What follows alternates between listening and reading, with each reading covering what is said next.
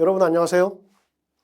조성우 강사입니다. 이렇게 온라인 설명회로 찾아뵙게 돼서 반갑습니다. 올해 같은 경우는 이렇게 학원이 새롭게 이전 단장함에 따라서 오프라인 설명회를 진행하고요. 동시에 온라인 설명회도 진행합니다. 이 영상은 오프라인 설명회 전에 촬영되는 영상이기 때문에 이 3년 전에 이 뜨거운 열기는 느낄 수 없지만 이런 생각을 하면서 온라인 설명에 집중해서 여러분에게 보다 좋은 강연을 하도록 하겠습니다. 자, 그러면 오늘 설명회인데요. 많은 걸 여러분에게 드리고 싶지만 제한된 시간에 다 설명드릴 수 없기 때문에 이 설명드릴 내용들을 이 책자에 많이 담았습니다. 그래서 이 책자를 참조하시면서 중요한 내용 위주로 설명을 좀 드리도록 하겠습니다. 자, 이 책자는 대략 156페이지 분량의 책자거든요. 그래서 여러분이 출력하셔서 한 면당 뭐 2페이지씩 출력하셔서 참조하시면 좋겠고요. 이 책자는 이 학원 홈페이지에 들어가시면 제 교수홈이 있죠. 여기에 공지사항이 있습니다. 이 공지사항에 업로드 시켜놓을 테니까요. 여러분이 다운받아서 참조하시면 좋겠습니다. 자, 그러면은 이 오늘 설명에 여러 가지에도 초점을 둬서 설명드릴 수 있고 여러분의 궁금증이 굉장히 많지요. 그런데 한번 여러분의 그 질문들을 취합해 봤더니 고득점, 그 다음에 성적을 향상시키는 거, 여기에 다수가 많은 분들이 제일 관심을 갖고 있더라고요. 그래서 여기에 초점을 맞춰서 오늘 설명회를 진행하도록 하겠는데요. 정리하면 고득점 성공 전략 이거고요. 저의 소개는 이 4개의 카피로 대신하도록 하겠습니다. 가장 합격생들이 많이 추천하는 강의다.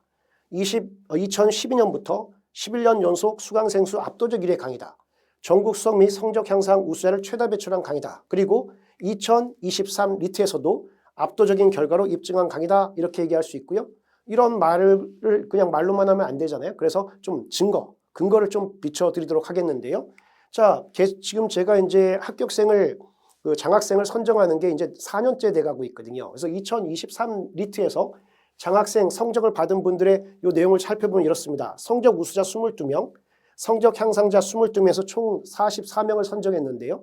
고득점의 경우에는 100분이 100%에서부터 83.9%까지 이렇게 있고요. 이 100분이 100% 이 친구 같은 경우는 전년도에 82점 몇 %였어요. 거기서 100%까지 올라갔던 친구고 개수로 하면 11개가 더 올라갔더라고요. 28개에서 39개까지 이렇게 굉장히 상승됐던 학생이기도 합니다. 그러면서 고득점 이렇게 볼 수 있고 여기는 성적 향상자들이죠. 그래서 3.4에서 91.6%까지 해서 88.2%의 향상 해서 많은 분들이 이렇게 성적 향상을 경험한 강의다 이렇게 얘기할 수 있고요. 정리한다면 이런 100분이 100%에서부터 83.9%까지 여기 향상자들을 보게 되면은 88.2% 향상 100분이요. 28.7% 향상까지 있었고요. 요거를 개수로 표현해 본다면은 출연료 19개를 더 맞춘 분, 그 다음에 5개를 더 맞춘 분 해서 이런 식의 표점은 38.8점, 그 다음에 9.4의 상승이 있었다. 이렇게 얘기할 수 있습니다. 자, 그 다음에 3회 같은 경우도 이렇게 2021히트 같은 경우도 이렇게 고득점자 21명, 그 다음에 향상자 15명, 그 다음에 아차상 3명, 그래서 총 39명을 선정했었는데요. 고득점자들 이렇게 참조하시면 좋겠고요. 그래서 99.6%에서 93.3%, 그 다음에 99.9에서 98.4% 이렇게 보시면 좋겠고 또 성적 향상자들을 보게 되면요. 이것처럼 100분위 향상폭입니다. 100분위 향상폭 이렇게 해서 간단하게 정리한다고 하면은 24.4에서부터 80.1%까지 향상을 했다. 이렇게 보시고 개수로는 16개의 향상, 그 다음에 5개의 향상 이렇게 얘기할 수 있고요. 전년 대비 여기도 마찬가지 인간 같은 경우도 55% 향상에서부터 64% 향상까지 있었다. 그래서 12개, 10개 이 정도의 성적 향상을 경험했던 강의다. 이렇게 보시면 좋을 것 같습니다. 자, 뭐 나머지 뭐 2회도 있고 1회도 있는데 이거는 설명의 책자에 있으니까 여러분이 참조하시면 좋겠습니다. 자, 그러면은 다음 설명을 하기 앞서서 이런 영광스러운 결과가 여러분에게도 2023 리트에서 2023년이죠. 2024 리트에서도 함께하기를 기대하겠습니다. 자, 그러면 다음입니다. 자, 오늘 고득점 전략 설명회를 하게 되는데 고득점의 핵심, 고득점 전략의 핵심이 뭐냐? 이걸 한마디로 먼저 얘기하고 거기서부터 말을 좀 풀어가도록 하겠는데요. 자, 이 책자에 다 내용이 있는데 이걸 한마디로 딱 정리하면 얘입니다. 보시죠. 지피지기 100점 불태다. 지피지기 100점 불태다. 해서 상대를 알고 나를 알면은 100번의 전쟁에서 위태로움에 처하지 않는다. 이거를 소크라테스식 표현으로 바꾼다고 하면은 너 자신을 알라.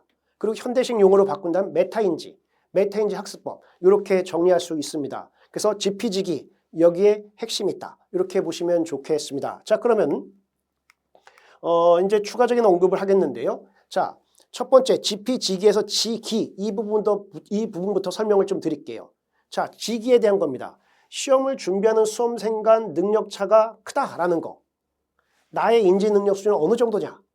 라는 걸 알고 학습에 임하는 게 중요합니다. 자, 그래서 하나의 제안을 드린다면요. 이겁니다. 기출문제를 실전과 같은 상황에서 풀어보며 자신의 출발점, 능력을 확인하자. 이겁니다. IQ 높은 수험생이나 독서를 많이 한 학생의 경우에는 처음 기출문제를 풀어도 평균보다 높은 점수가 나옵니다. 우리 시험은 적성시험이기 때문에 그래요. 제시문이 주어져 있고 이걸로부터 추론하고 이거를 평가하고 하는 시험이기 때문에 그렇다. 이렇게 얘기할 수 있고 그럼 뭘로 풀어볼 거냐라고 했을 때 두 개의 기출문제를 제안해 드립니다. 2018리트 35문항짜리고요. 그 다음에 2020리트 40문항입니다. 2019리트부터 40문항이 출제됐었는데 2020리트가 좀 여러분이 풀기도 좀 무난합니다. 그리고 최근의 경향성을 반영하고 있기 때문에 요거를 둘 다 제안했으니까 참조하시면 좋겠고 우리가 여러분이 준비도 안 된 상황에서 최근 기출 풀면 너무 아깝잖아요.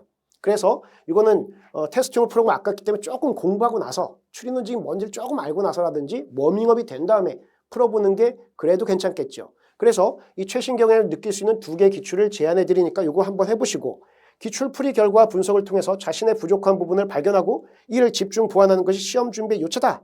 이렇게 생각하시면 좋겠습니다. 그런데 이거 쉽지 않다는 거죠. 그래서 강의는 이러한 것들을 도와주는 프로그램이다. 진단해주고 훈련시켜드리고 이렇게 보시면 좋겠습니다. 자, 그 다음입니다.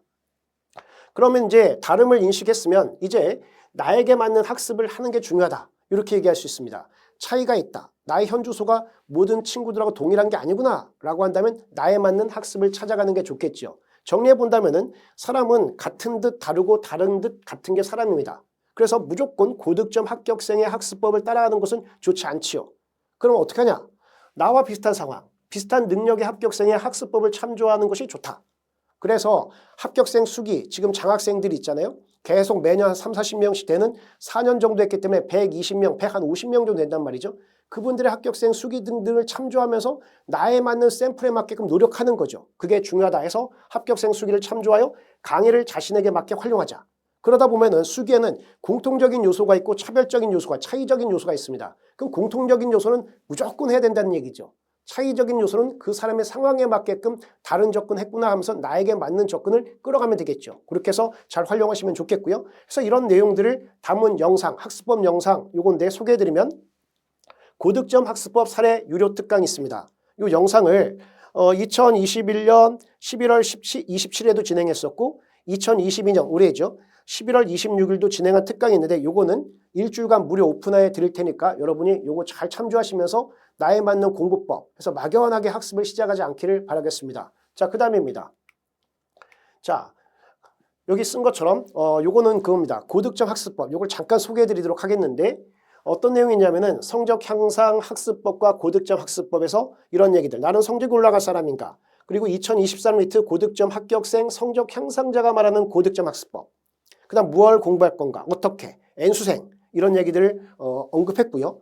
그리고 2023 리트 기출문제의 특징과 이거를 대비했던 강의는 어떻게 진행됐었는가라는 가벼운 언급을 했고요.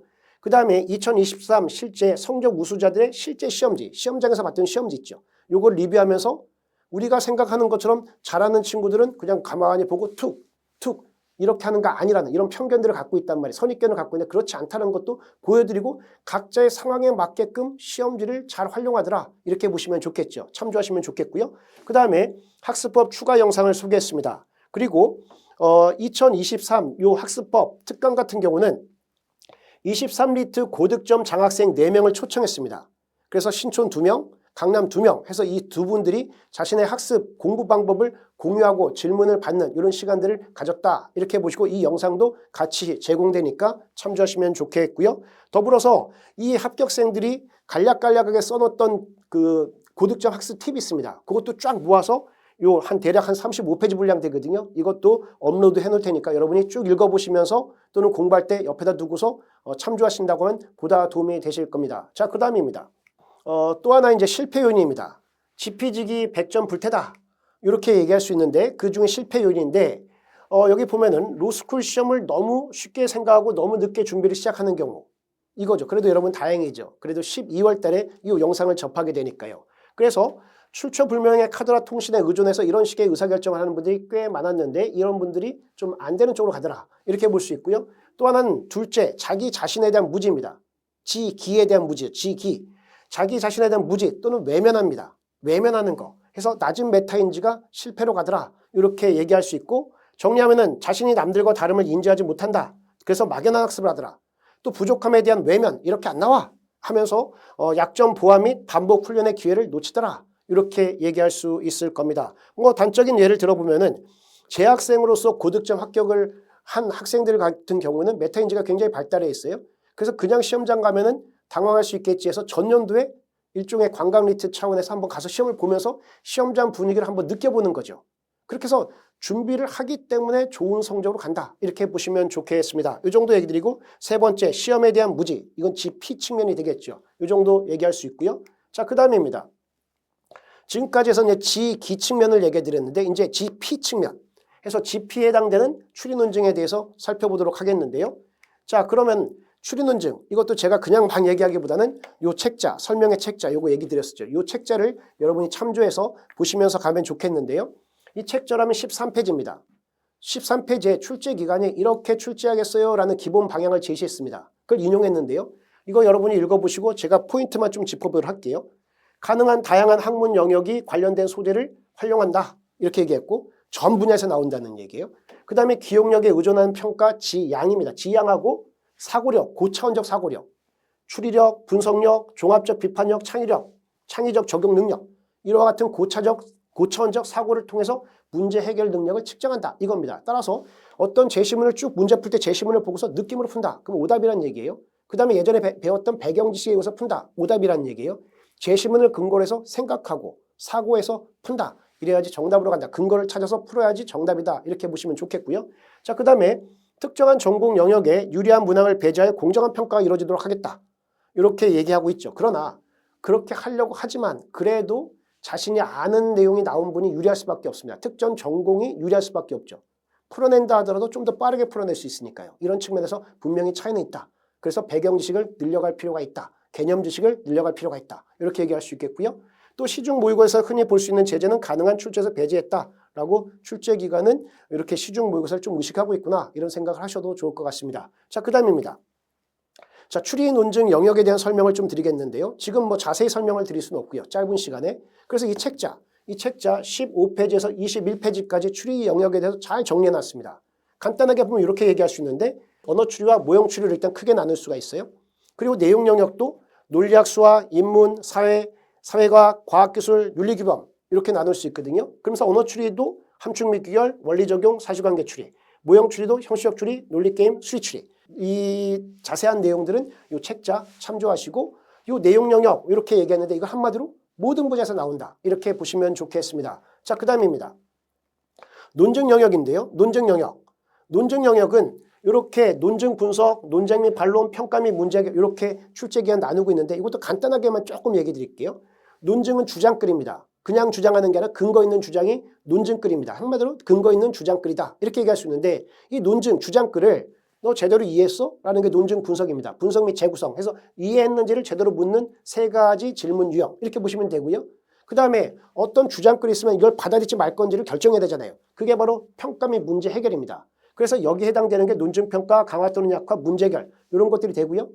이해와 평가를 응용하고 있는 게 논쟁 및 반론이다 해서 논쟁, 응용적인 문제들이다 이렇게 보시면 좋겠고 개별적인 내용들은 22페이지에서부터 29페이지 참조하시면 좋겠습니다. 자, 이 정도 얘기하면서 추리 논증에 대한 설명을 잠깐 했는데 그러면 이를 통해서 염두에 두어야 될 추리 논증 시험의 특징 그 다음에 전략은 뭐가 있을까? 이거를 좀 제시하도록 하겠습니다. 자, 보시면 추리 논증 시험의 특징 앞서 얘기한 대로 출제되는 소재 내지 학문 분과의 범위에 제한이 없습니다. 인문과학, 사회과학, 자연과학, 논리학, 수학 다 나온다는 얘기죠. 그럼 이게 어떤 의미를 갖느냐라고 한다면 모든 분야에서 출제되기 때문에 자신이 약한 분야의 문제가 많이 출제되거나 어렵게 출제된다면 좋은 성적을 거두기 어렵겠죠. 이런 측면입니다. 이러한 측면을 그런데 고려하지 않고 자기가 좋아하는 것만 공부하거나 자신 있는 것만 학습할 때는 성적 향상에 도움이 되지 않는 공부를 하게 되는 거죠. 그래서 시행착오를 최대한 줄이기 위해서 신뢰할 수 있는 전문가와 함께하는 것, 자신의 취약 분야에 대한 집중적인 보완이 있어야 된다라는 게 고득점 전략 1입니다. 그래서 여러분도 한번 피트니스죠. 그래서 PT 같은 거를 한번 받아본다고 하면은 여러분이 안 받을 때 운동을 하게 되면 자신이 하고 싶은 것들 위주로 하잖아요. 그런데 PT를 받게 되면은 자신이 약한 부분을 계속 집중도 시켜서 해주게 되잖아요. 이런 차이점이 있다. 이렇게 얘기할 수 있을 겁니다. 자, 그러면서 이 합격생 후기를 통해서 조금 더 살펴보도록 하겠습니다. 자, 이 학생은 신촌에서 수강했던 학생인데 전 과정을 다 들었던 학생이에요. 100분이 100%를 맞은 학생이고요. 자, 한번 내용을 볼까요? 저는 온라인 질문 게시판을 적극 활용하였습니다. 교수님께서 매 강의마다 게시판으로 수강생들의 질문을 취합하여 이를 바탕으로 수업하는 방식은 제 개념의 빈틈, 약점. 이걸 메우는데 엄청난 도움이 되었다. 또한 교수님이 해주신 모든 설명을 토시 하나 빠지지 않을 정도로 정확하게 기록하여 본고사전 약 200쪽이 넘는 하나의 파일로 담궈냈다. 자, 200쪽. 양이 꽤 되죠. 거기에 최소한 2개의 테마가 들어가면 400개의 테마고 3개면 600개의 테마입니다. 자신의 부족한 걸 600개 정도 갖고 들어갔다. 점검해서. 그럼 성적이 올라갈 수밖에 없겠죠. 이렇게 보시면 좋겠고, 이는 교수님께서 가르쳐주신 유형별 풀이법을 완전히 체화시키는 데 결정적 역할을 했고 반복할 수 있는 거죠. 노트가 있으니까. 그리고 본고사에서 저도 모르게 익숙한 유형의 풀이법을 쓰고 있는 제 자신을 발견할 수 있었습니다. 라고 얘기하고 있습니다. 정리하면은 자신의 취약 분야에 대한 집중적인 보완, 이게 첫 번째 전략이 됩니다. 두 번째입니다. 두 번째는 아까 쯤에 얘기했던, 좀 전에 얘기한 대로 이 시험은 고급 사고 능력 평가 시험입니다. 그래서 추리력과 논증력, 비판력을 평가하는 시험인데요.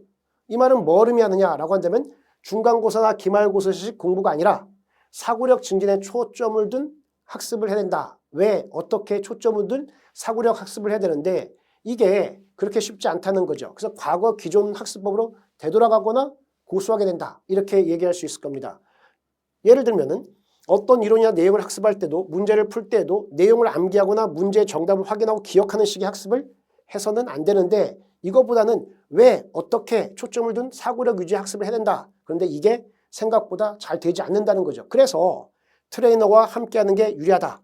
이렇게 얘기할 수 있습니다. 자, 그러면은 자, 두 번째 얘기를 드린다고 하면 이거를 또 합격생의 수기를 통해서 얘기를 드리겠는데, 자, 보시면 먼저 모의고사를 통해 경제, 과학, 논리학 등 여러 분야의 배경식을 학습한 것이 제 시문을 쉽게 접근하는 데 도움이 되었습니다.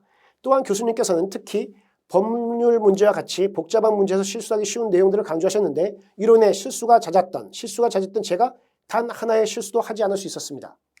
그러면서 마지막으로 모의고사에서 교수님의 질 높고 어려운 문제들을 통해 현장에 대한 적응력을 기른 것이 가장 좋았습니다. 제한된 시간 하에 어려운 문제를 풀었던 경험이 본 고사에서 긴장하지 않고 빠르게 문제를 풀어가는 데 큰 도움이 되었습니다. 라고 얘기하고 있죠. 그래서 한마디로 정리한다면 사고력에 초점을 둔 훈련과 반복이다. 체화에 초점을 둔 훈련과 반복이다. 이렇게 얘기할 수 있고, 그럼 어떻게 할 수 있느냐 했을 때 여기 쓴 것처럼 훈련과 반복을 위한 필수 요소는 뭐냐? 노트입니다. 그래서 초시생이라면 정말 시간이 없기 때문에 어쩔 수 없겠지만 표시만 한다 하더라도, 그런데 초시생이 아니라 재시생 이상이라고 한다면 반드시 해야 될 게 노트다. 그래서 정리 노트, 그 다음에 오답 노트, 그 다음에 실수 노트, 이렇게 해서 노트화하는 게 중요하다. 이렇게 얘기할 수 있고, 이 노트의 샘플들도 이 자료 있죠. 이 자료에 이렇게 실어놨습니다. 그래서 합격생들이 했던 자료들을 인용해놨는데 96페이지에 보면은 이 합격생이 했던 자료가 있고요. 그 다음에 106페이지부터 성적을 많이 끌어올렸던 분이 또 정리했던 노트들이 있습니다. 그래서 이걸 참조해서 여러분도 노트화하면서 체화시켜서 훈련했으면 좋겠다. 이렇게 얘기 드리겠습니다. 그 다음입니다. 자, 그 다음에 두 번째로는 출제 영역별 또는 내용별 출제 비중, 요걸 조금 얘기하면서 또 하나의 추리 논증의 특성, 그 다음에 전략, 요거를 좀 말씀드리도록 하겠는데요. 출제 기간이 요것도 10페이지에 있습니다. 출제 기간이 이렇게 추리와 논증, 내용 영역을 제시하면서 출제 비중을 이렇게 쓰고 있습니다. 40에서 60, 40에서 60, 그 다음에 이렇게 5에서 15, 20에서 30, 20에서 35 등등등 이렇게 주고 있는데요. 이거의 의미는 이겁니다. 추리 논증의 경우에 20%의 변동폭입니다. 그럼 40문항에서 8문항입니다.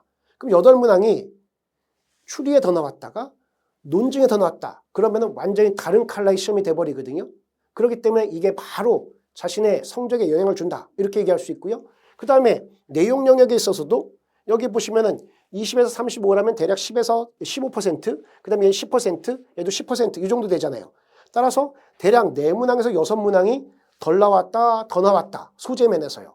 내가 어려워하는 소재가 4문항, 6문항 더 나왔다. 그럼 굉장히 힘든 시험이 되는 거죠. 이런 식의 영향을 주는 게 이 시험이다. 이렇게 얘기할 수 있겠고요. 따라서 자신 있는 영역이 8문제 줄고 자신 없는 영역이 8문제에 늘 수도 있다는 거죠. 이렇게 되면은 공부했음에도 불구하고 성적이 떨어지는 결과로 이어질 수도 있다. 이렇게 얘기할 수 있을 겁니다. 그럼 이에 대한 대비가 필요하겠죠. 자, 그 다음입니다. 자, 그러면은 이런 지금 방금 전에 얘기한 것처럼 시험의 특징은 연도별 출제 경향이 비중이 고정적이지 않고 변동적이라는 것인데요.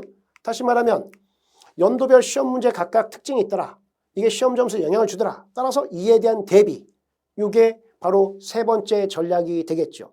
자, 그럼 이거를 조금 더 부연 설명을 드리면 영향을 주는 다양한 변수가 뭐냐라고 한다면 문제 구성 비율, 그 다음에 제시문의 분량, 다시 말하면 추리가 많이 나오느냐, 논증이 많이 나오느냐, 그 다음에 소재에서도 법, 과학, 철학, 고전, 실험, 설계, 경제학 주로 어려워하는 소재인데 얘가 얼마나 많이 나오느냐, 이거에 따라서 영향을 받게 되겠고 제시문의 길이가 길어지느냐, 짧아지느냐, 이것도 영향을 주겠죠.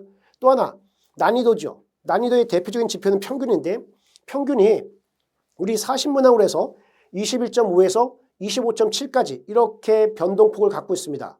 그래서 이거는 35문항일 때 환산된 점수인데 18.9에서 22.5 이렇게 되는데 여러분 중에도 보면은 좀 쉬운 시험에서 남들보다 더 잘 보는 분이 있고요. 어려운 시험에서는 다들 힘들게 성적이 떨어지는데 상대적으로 덜 떨어지면서 차별적으로 위로 올라가는 거죠. 상대적 우위를 점하는 이런 식의 각각의 특성들이 있습니다. 그럼 자신의 특성을 고려해서 이거에 대한 보완을 해야 된다. 이렇게 얘기할 수 있겠죠. 그리고 또 하나 문제 배치인데요. 문제 배치. 문제 배치에 있어서도 초반에 어려운 문제가 배치되느냐, 중반에 어려운 문제가 배치되느냐, 후반에 어려운 문제가 배치되느냐 이거에 따라 영향을 달리 받습니다. 특히 제일 힘든 시험이 언제냐? 초반에 어려운 문제가 배치되어 있는 거죠. 초반에 어려운 문제가 배치되면 그때 팍 당황해 버린단 말이에요. 당황하게 되면 중반, 후반에 있는 쉬운 문제도 다 어렵게 느껴집니다. 됩니까? 그래서 이런 식의 시나리오에 대한 대응을 잘 준비해야 된다는 것이고 제일 무난한 시험이 어떤 시험이냐? 제일 난이도가 쉽고 쉬운 시험에서 중간으로 올라가다가 제일 어려운 게 뒤에 있을 때 어차피 뒤에 가지도 못하고 못 푸는 문제도 있는데 거기에 제일 어려운 문제가 있으면 시험 운영 제일 잘한 거잖아요. 이겁니다.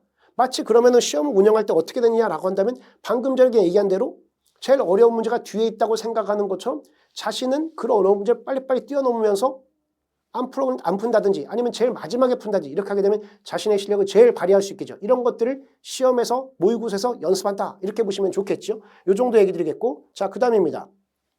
지금 방금 전에 이런 얘기를 드렸는데 고정적이지 않다. 특징이 있다라고 했는데 이걸 조금 비춰드리도록 할게요. 자, 보면 연도별 분석인데 이것도 32페이지 있으니까 여러분 참조하시는데 잠깐 묶어서 얘기 드린다면 이렇게 구성 비율, 추리와 논증의 비율인데요. 자, 이렇게 보시면은 논증이 많이 나왔던 시험, 추리가 많이 나왔던 시험, 균형 잡힌 시험, 그 다음에 논증 많이 나왔던 시험 이렇게 해서 이렇게 각각의 특성이 있더라. 이렇게 얘기할 수 있고요. 또 난이도 및 문제 패턴인데 이것도 보시면 이렇게 평균이 이렇게 쭉 가는데 보시면 19.07로 어려웠던 시험, 그 다음에 40문항에서 21.9인데 35문항 환산하면 19.2로 어려웠던 시험, 얘도 40문항에서 22.7인데 35문항 환산하면 19.8 그래서 어려웠던 시험, 무난했던 시험 이렇게 갈리고 있잖아요. 그래서 이런 난이도에 대한 대응 이런 것들도 연습을 해놔야 된다 이렇게 얘기할 수 있겠고요. 그 다음에 시험 문제의 형태 중에서 보기형이냐 선택지형이냐 이것도 영향을 주거든요.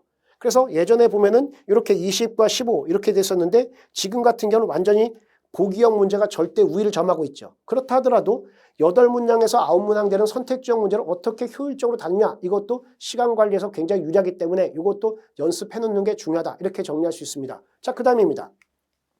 23리트에 대한 총평인데 이거는 간단하게만 언급드리겠습니다. 자, 이거는 전년도에 비해서 논증 문항이 좀 더 늘어났다 이런 얘기고요. 법 관련 소재는 14문제가 출제되었다. 이거는 요즘에 계속 이렇게 이어지고 있고요. 그 다음에 중요한 건 얘죠. 언어적 자료로 구성된 제시문이지만 수리적 요소가 포함된 문항인 언어 지문형 수리추리 문항이 11문항 정도 출제되어서 작년 기조를 이어갔다. 다시 말하면 수리추리라고 분류는 안 되지만 수리적 요소가 작용하는 문제, 난이도가 있는 문제, 난도가 있는 문제 이렇게 볼 수 있는 것들이고요.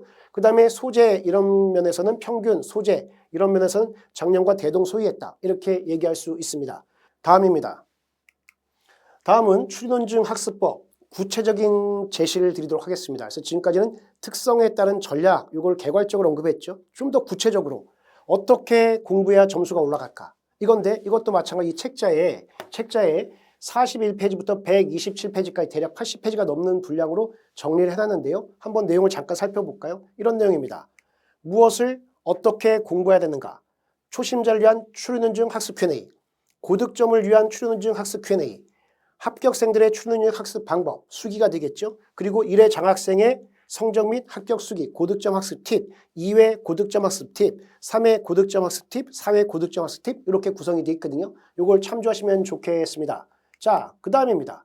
두 번째로는 학습업 2인데 강의를 맛보기 위해서 강의 실제로 어떻게 공부했느냐, 강의를 했느냐 이거를 제가 강의실 했던 칠판 이런 설명들을 이렇게 지면에 이렇게 옮겨놨다 이렇게 보시면 되는데요. 이것도 마찬가지로 128페이지에서 156페이지의 내용을 인용해놨으니까 참조하시는데 어떻게 진행했냐면 여기 쓴 것처럼 기출 7문제와 PSAT 기출 1문제를 상세 분석한 후에 아래 질문에 대한 답변을 드렸다. 뭐냐? 이겁니다. 첫 번째, 문제 해결을 위해 논리학은 어느 정도 필요한가? 둘째, 일상 언어 추리 및 논증 문항 어떻게 학습해야 될까? 셋째, 수리 추리 및 논리 게임 무조건 포기할 것인가? 효율적인 문제 해결 방법은 존재하는가? 다섯 번째, 피셋 등 유사적성 시험 문제 반드시 풀어야 되는가라는 것을 일단 리트 기출 문제를 풀어보고 나서 이걸 한번 느끼게끔 해드린 거거든요. 그래서 이거 참조하시면 좋겠는데 잠깐 조금만 비춰드릴게요. 자, 보면 첫 번째, 문제 해결을 위해 논리학은 어느 정도 필요한가? 이렇게 하면서 문제 먼저 풀어보고 그리고 나서 이렇게 질문을 던지죠. 문제 푸는데 시간 얼마나 걸렸는가? 그 다음에 정답은 5번인데 맞췄는가 틀렸는가? 정답에 수긍이 가는가? 하면서 이렇게 설명을 드리고 그리고 나서 이렇게 또 칠판에 쓴 것처럼 이렇게 정리를 해서 제시하면서요.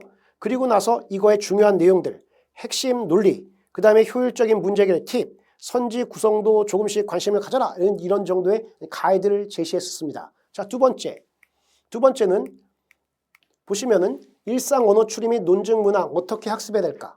요거거든요. 그래서 이 문제 먼저 풀어보시고 그 다음에 이렇게 문제 잘 풀었는가? 문제 핵심 내용을 정리해보자 하면서 쭉 이렇게 칠판에 설명하듯이 이렇게 설명을 드렸고요. 그리고 나서 이런 얘기하면서 이 논증 문제 같은 경우는 판단 기준이 굉장히 중요하거든요. 그래서 출제 기관의 취지, 의도 요거까지 비교해서 이렇게 제시하기도 했습니다. 그러면서 이렇게 정리했죠. 가설을 지지하는 강화하는 사례, 약화하는 사례, 가설을 평가하는 사례 하면서 등등등등 이렇게 해서 정리해놨으니까 참조하시면 좋겠습니다. 해서 이렇게 정리해놨는데 나머지 부분에 대해서는 여러분들이 한번 책자를 참조해서 보시면 좋겠습니다. 자, 다음입니다. 다음은 성공 요인입니다. 성공 요인. 그래서 성공하는 사람과 실패하는 사람의 차이점. 여기에 초점을 두고 한 두 가지 정도를 얘기 드리겠는데요. 첫 번째, 좋은 생각입니다. 좋은 생각. 좋은 생각을 갖기 위해서는 자기가 막 하면 좋겠죠. 근데 자기가 원래 좋은 생각이 없는데 어떻게 됩니까? 그래서 좋은 사람, 좋은 책, 좋은 강의를 만나는 거. 이거는 좋은 생각을 갖게끔 도와준다. 이렇게 얘기할 수 있고요. 그래서 제대로 된 전문가 내지 좋은 트레이너를 만나는 것은 고득점으로 가는 지름길이다. 학원 강의의 도움은 왜 받는 걸까? 이 얘기를 조금 더 한다면은 혼자 못해서 듣는 게 아니라 시행착오를 줄이고 제대로 시험 준비하기 위해서 짧은 시간에 강사의 노하우를 통해서 고득점을 받기 위한 것이다. 이렇게 얘기할 수 있고요. 그 다음에 능력 향상을 위해서는 자기 한계치를 자꾸 도전해야 되거든요. 근데 혼자 학습할 때는 편하게 공부하는 경향이 있더라.